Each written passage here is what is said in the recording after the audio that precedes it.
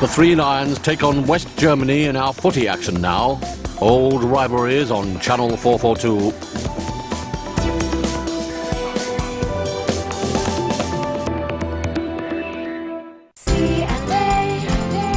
Helping build a better home for your team. ESPN Classic Football, proudly sponsored by C&A Building Plastics. C&A. Top of their league. For home improvements.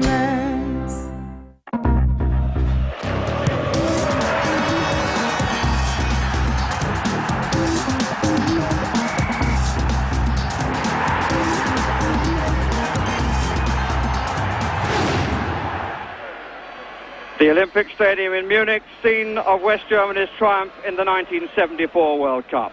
And tonight, England are here to take on the world champions. It's a side that shows the return of Pearson.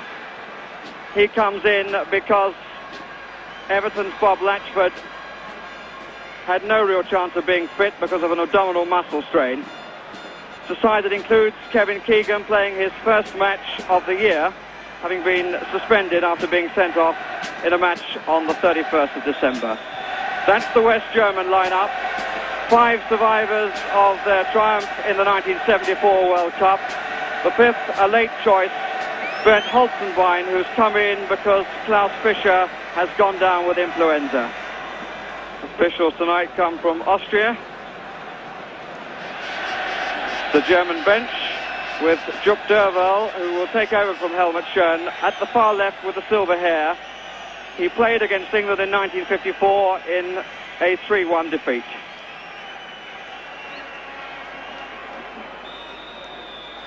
West Germany in white shirts and black shorts. England in their chain strip of red shirts and white shorts. West German goalkeeper Sepp Maier winning his 80th cap tonight. Be interesting to see whether there's a tactical change in the German side in the absence of Klaus Fischer, whether Holzenbein will really play up front or whether he's going to try and draw Dave Watson. At the moment he's playing well forward and being watched by Watson. Forwards looking for Abramczyk of Schalke. Mick Mills in place of Cherry, is playing in the League Cup tonight. Trevor Brooking had to clear an awful lot of snow from the terraces, and you can see the remains of the snow around the edges of the ground. Wilkins.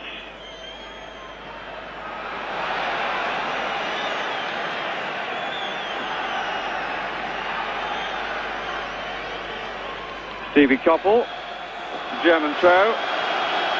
Zimmermann, preferred to Dietz in the left-back position. Dietz has had the job for a couple of years now. Got bad clearance out of defence, almost gave a chance to Peter Barnes. The German captain, Bertie Vogts.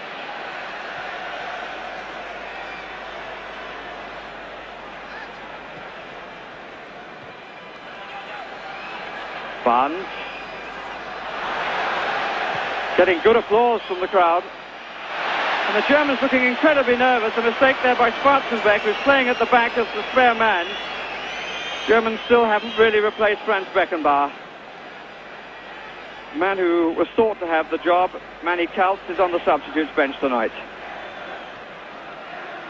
It's Kevin Keegan. Brooking.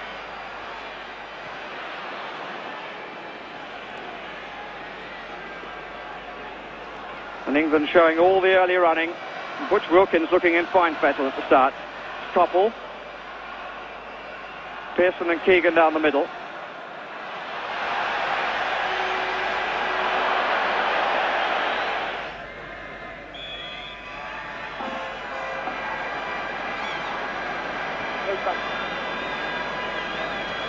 Barnes flicking it away well, but Schwarzenbeck's clearance.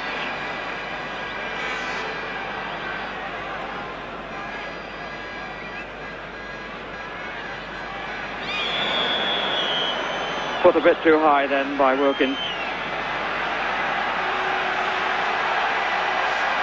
Herbert Neumann. 4 players left of him. Now everybody left of him on his own side. Well picked up. The nasty curling one.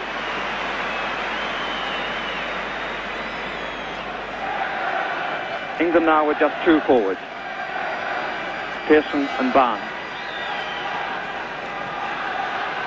A good break by Phil Neal. Pope. Bonoff. Well taken by Mills.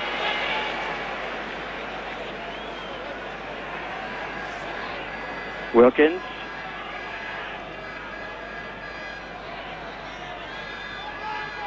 Watson. Watson and Hughes pushing forward in this attack. Here's Keegan. Fouled by Bonoff. Take one of their best midfield players to mark a key England players. A bit reminiscent of the '66 World Cup final when Franz Beckenbauer spent the whole match trying to mark Bobby Charlton. Brooking with a free kick. Whereby Holtz from Bayern only to Hughes. Keegan. Koppel. Neal. England back players pushing well up into the space ahead of them.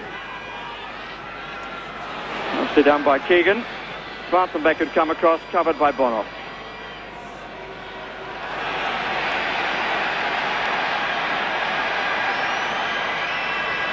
"15 minutes gone, no score, with England playing very confidently."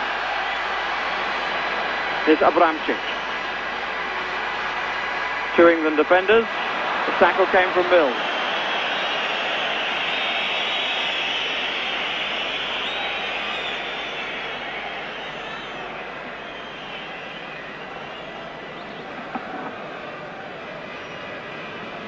Neal. Koppel.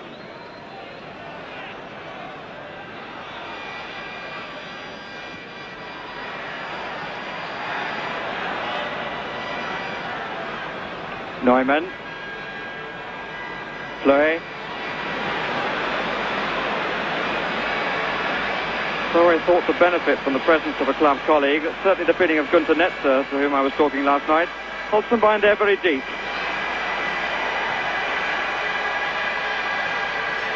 Pope. 4 Germans in the box.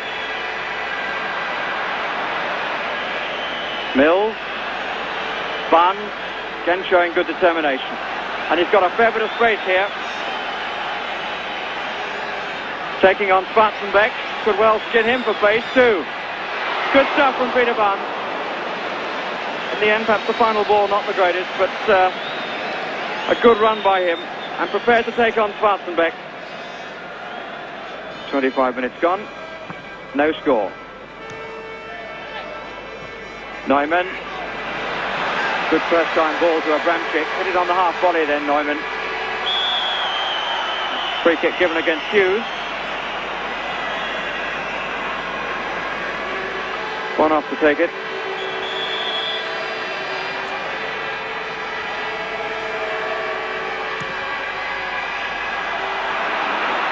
Rummenigge hit the crossbar, or hit the woodwork somewhere, exactly where I wouldn't like to say.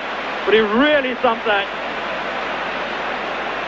From the free kick, it got a crossing in the defence. Watson didn't quite make it. Came from behind, held slightly by Neumann, and then it hit the post. England again with just 2 forward. I'd like to see Keegan push forward a bit more than he is. Here's Mills. Barnes, again eluding the challenge of Bertie Vogts, crossing early. Fleury to Neumann.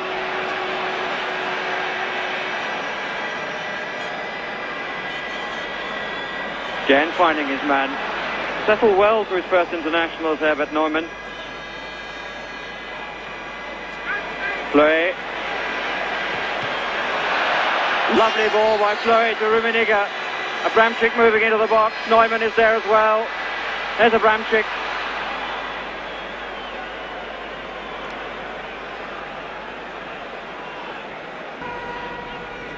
Here's Mick Mills.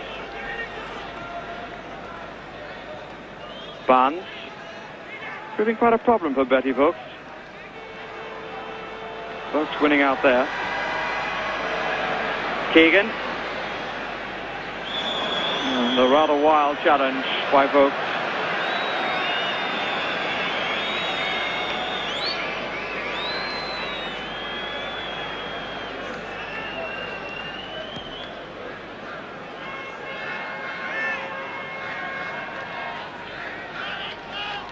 England with 4 players just inside the 18-yard area.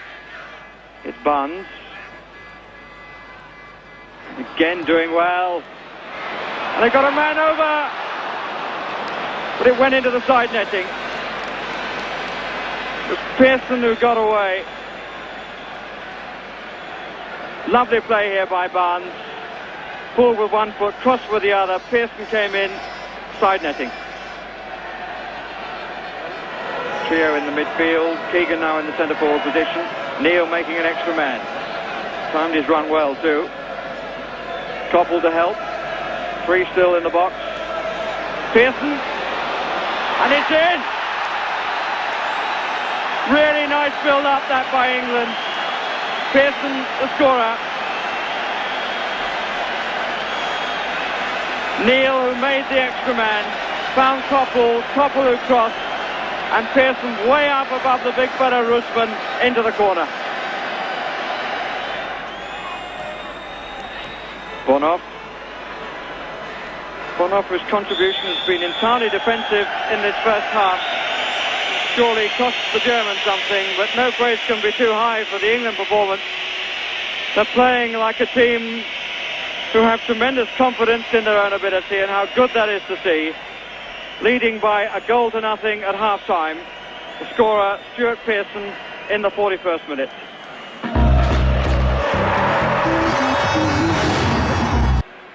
Well, this packed crowd in this magnificent stadium here in Munich welcomed the England team back with cheers and the German team with whistles. Certainly, our performance in the last 48 hours has increased the standing of English football by some amount. There's a feeling on the continent that we were dead and buried, but we've shown both in the B International yesterday and in the first half of this match today that we still have something to say in football terms. England certainly looking at their best in that first half when they adopted a fully offensive policy.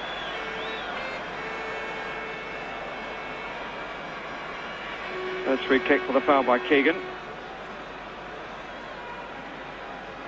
Schwarzenbeck not looking entirely happy in this new role of libero. Acting as a spare man at the back of the defence. In the West German World Cup winning side, he was the stopper or centre-half, with Beckenbauer playing without a man to mark, covering behind and instigating attacks forward. He was the back man for England then.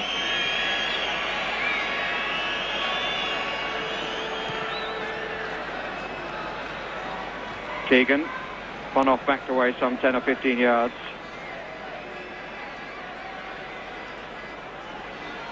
Rainer Bonoff again.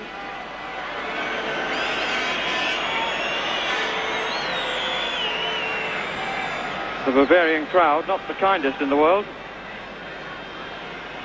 giving little encouragement to their side and prepared to criticise at every opportunity.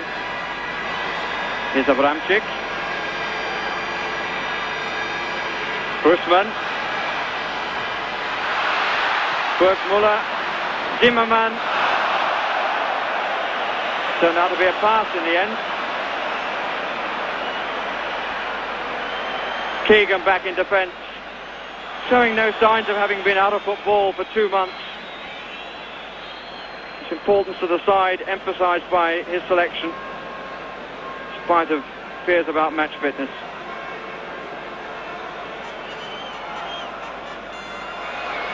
No foul, says the referee. This is Abramczyk. Bergsmuller in the middle. Rummenigge there, Neumann there as well. Wilkins header. Schwarzenbeck.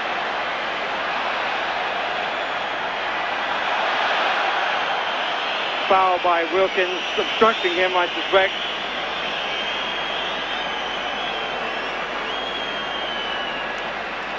The referee at the moment has his arm down, suggesting that he felt that the England player charges opponent off the ball.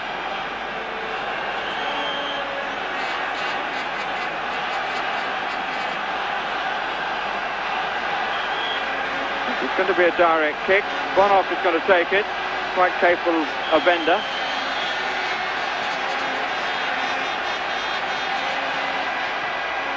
Chipped instead. Oh, they got 3 men in on 2, but couldn't make it count. It's Bergsmuller. Over the 4-man wall. 3 come in on 2. Bergsmuller is the nearest, but couldn't make the touch. Keegan in the inside left position. Wilkins coming from behind.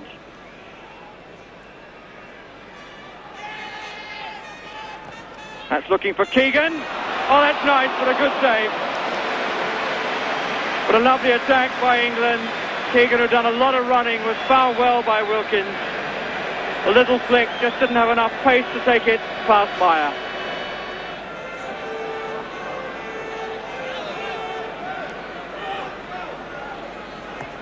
Wilkins, just cut out by Rummenigge. Offside given against Keegan, it was close.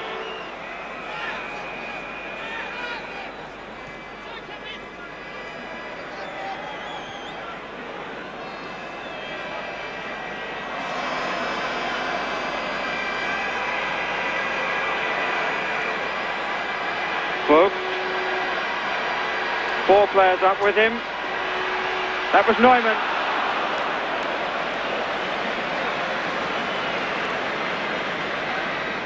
They're being watched by Wolfgang Overath, former Cologne and German midfield player.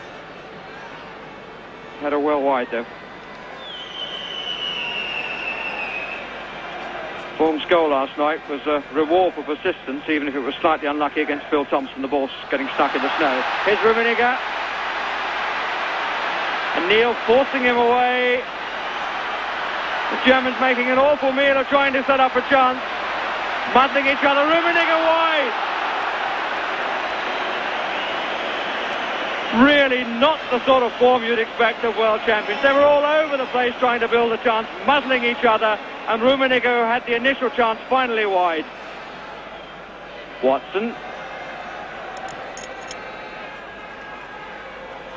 Barnes, who's been quiet for a spell. Keegan on the edge of the 6-yard box. Here's Koppel. Here's Wilkins.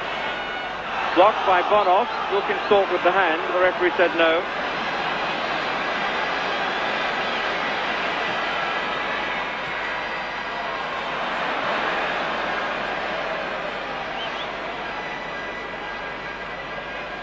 Dietz right in the forefront of attack. The ball with Russman. Here's Vorm. I think that's his first touch. Vorm again with a shooting chance. And he makes it! Don't think Ray Clements will be too happy about that. The Vorm scores against England on consecutive nights. Against the B and now against the A. Past Ray Clements, left hand, seemed to go underneath the wrist. So Vorm, the hero of the hour for West Germany, looking at it from behind the goal. The angle didn't look good for the striker. It was across the face of the keeper. Inside far post. 1-1.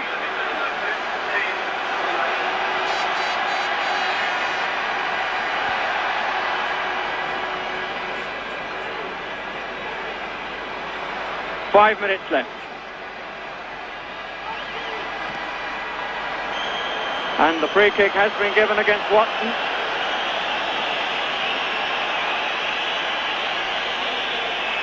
And the yellow card has been given against Wilkins.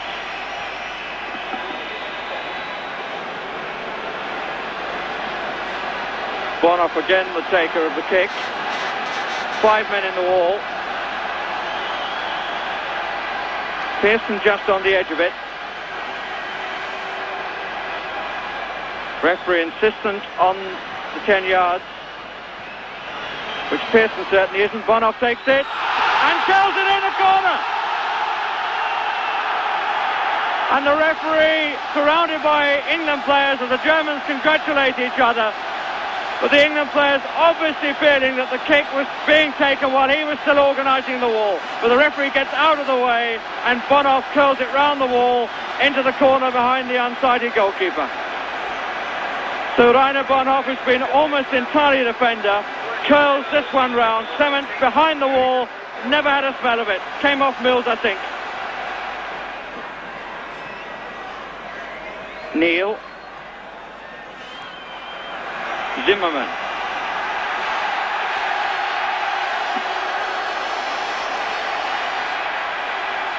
Abramczyk. Bergsmuller in the area. Well, he struck that well.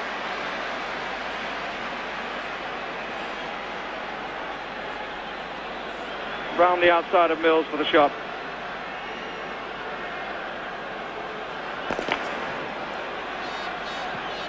Under a minute left.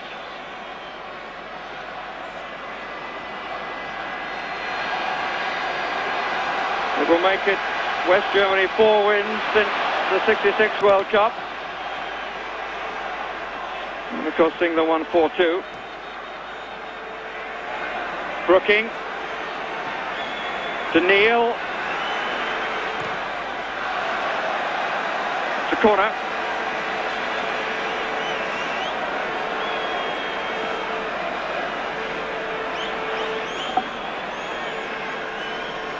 Deeds doing the shouting. Peter Barnes has come across to take a left-footed in-swinger. Brooking on the edge of the 6-yard box. Meyer way off his line. Got it very luckily.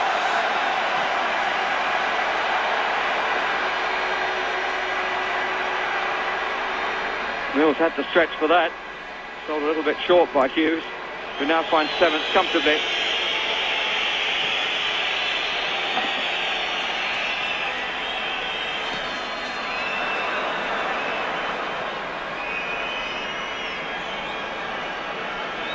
Ball was caught there by Brian Greenough, the more observant of you may have noticed. Here's Barnes. Koppel. Just bashed away by Baum. Goal turned the game. Struck it well, certainly.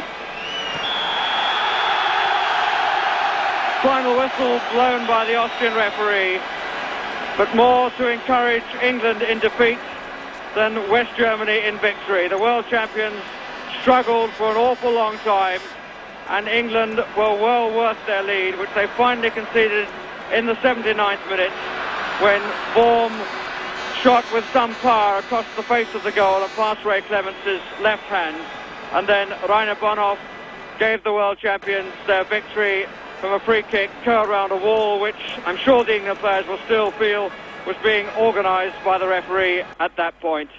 But as I said, more encouragement from England. They will obviously be disappointed at losing so late in the game, but they have shown, as the B team showed last night, that there are encouraging signs for English football.